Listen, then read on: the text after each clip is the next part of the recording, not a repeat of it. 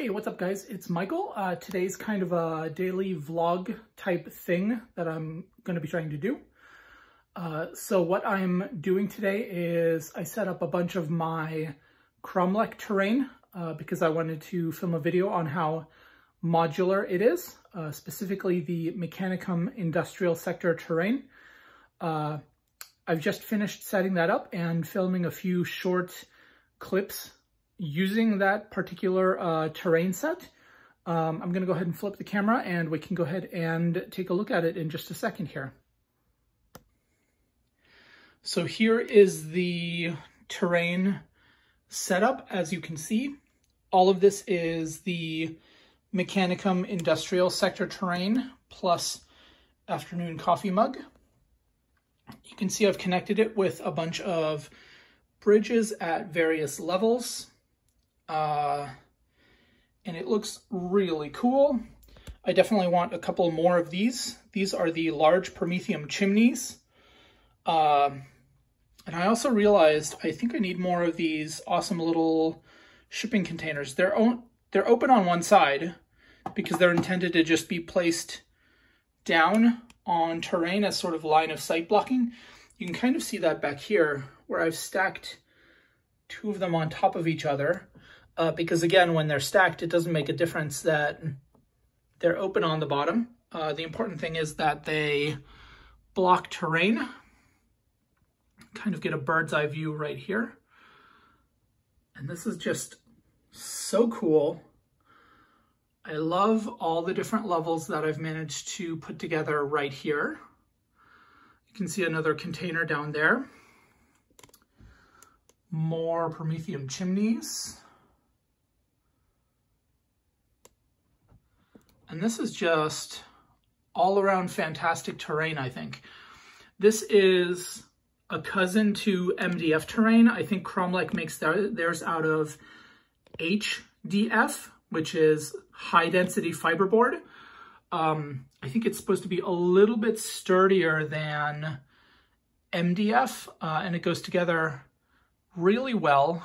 You do probably want to use a rattle can primer on this stuff. But yeah, look how cool that is. Like I said, this is the large Prometheum chimney that you are looking at right now. I can actually raise this up a little bit more because I have some more of these supports here that actually go underneath it to lift it up another full level.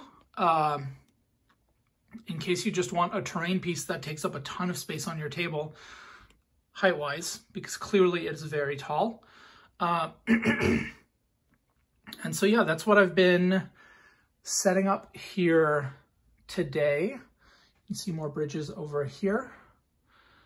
And then this actually fits, so you can see how these are hexagonal pieces. These actually fit in here because again, this is the large Prometheum chimney and it's intended to fit a full smaller Prometheum chimney on the inside there if you felt like it, and make it look even cooler. And then you have these cool little chimneys going up the center of this big piece. And I just think that's really neat.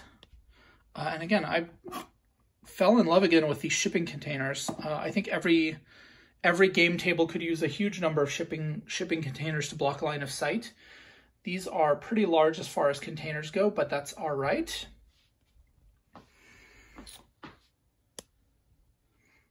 Okay, I'm gonna stop it here and move on to the next thing.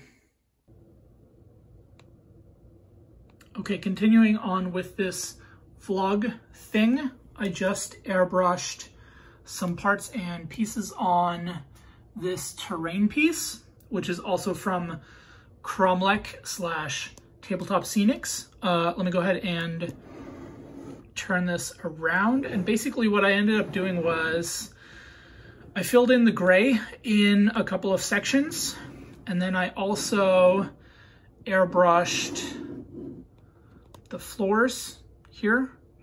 and also did some inks in all of the various vents that you can see on this side, as well as over here on this side.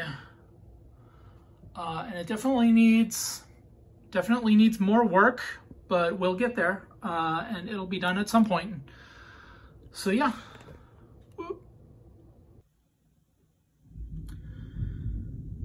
We have a bunch of orcs that are almost ready for bases, which I still need to put together.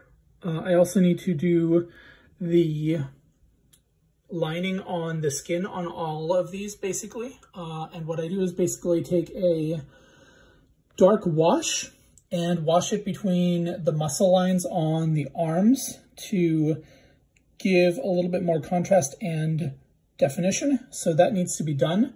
Obviously, all of these guys still need heads because I like painting the heads separately because I think it makes it easier to get at the little details in between there. We've got a couple more here. These are all the semi-monopose orcs from Attack on Blackreach. And I'm looking forward to finally being done with all of these. Orcs are tough because they have so many little buckles and straps all over the place. And you can see from here that several of these were painted at different times and different stages. This guy over here with his dark gray shirt was painted way earlier than these guys in their little red shirts. But I think it's going to be good to have all of these guys finished and done. I'm looking forward to moving on to other projects and hopefully picking up some new Orc Boys at some point once those guys get released. Hey, what's up guys? So I just finished some bases for my Orks, and I wanted to go into a little tiny bit of detail on how I make these. So these are 32mm bases, sticky tacked onto old paint pots that are either dried up or no longer usable, or completely empty in some cases. And here's the stuff that I use for this. This is coarse pumice gel by Golden Acrylics, and it's a type of sort of, I don't even know how to describe it. It's sort of a, well, you can kind of see it on the bases here. It's sort of a gloopy, textured paste type thing, and I sort of apply it with just some sort of tool, just slap it on there, and this is basically as complicated as it gets. Here's what it looks like dried, and it's sort of, you can kind of see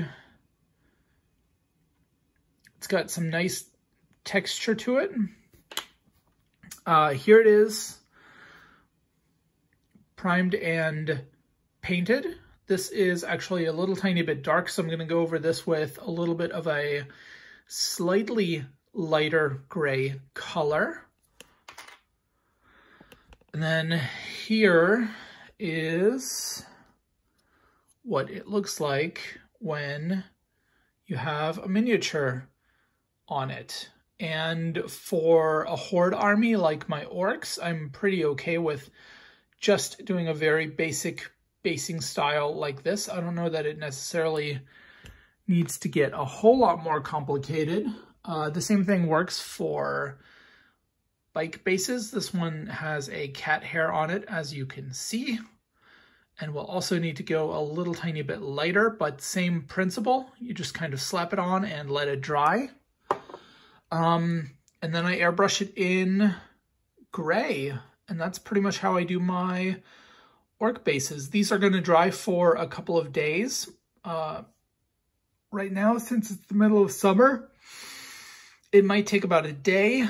Sometimes, depending on humidity, it can take a couple of days for the base to dry. It also depends on how thick the layer is. And you can see here, it's not all that thick. So I'm hoping these will be dry in a day or so, so I can go ahead and airbrush these and get them primed and colored and get some orcs on there. These orcs specifically, which I finished the other day, except for a bunch of orc heads. These guys are ready to go. And so we're moving on in the next steps in the orc project. Anyways, that is it for this update.